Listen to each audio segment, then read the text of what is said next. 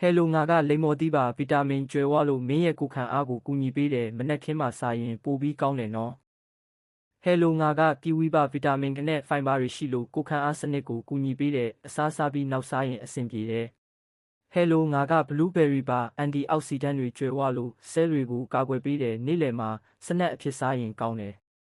ဟဲလိုငါကသဘောသီးပါဗီတာမင်နဲ့အင်ဇိုင်းတွေရှိလို့အစာချေမှုနဲ့ကိုယ်ခံအားကိုကူညီပေးတယ်မနက်ခင်းဒါမှမဟုတ်အစာမစားခင်စားရင်ပိုကောင်းတယ်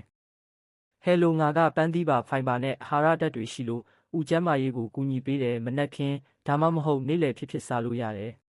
ဟဲလိုငါကတလဲသီးပါအန်တီအောက်ဆီဒန့်တွေများလို့ခန္ဓာကိုယ်ကာကွယ်ရေးကိုကူညီပေးတယ်နေ့လယ်ပိုင်းမှာစားရင်အဆင်ပြေတယ်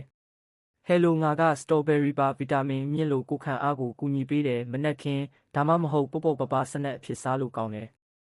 ဟဲလိုငါကငပြောသီးပါစွမ်းအင်နဲ့ဗီတာမင်တွေရှိလို့ခန္ဓာကိုယ်လှုပ်ဆောင်ချက်တွေကိုကူညီပေးတယ်လေ့ကျင့်ခန်းမတိုင်မီဒါမှမဟုတ်ပြီးနောက်စားရင်အကောင်းဆုံးပါ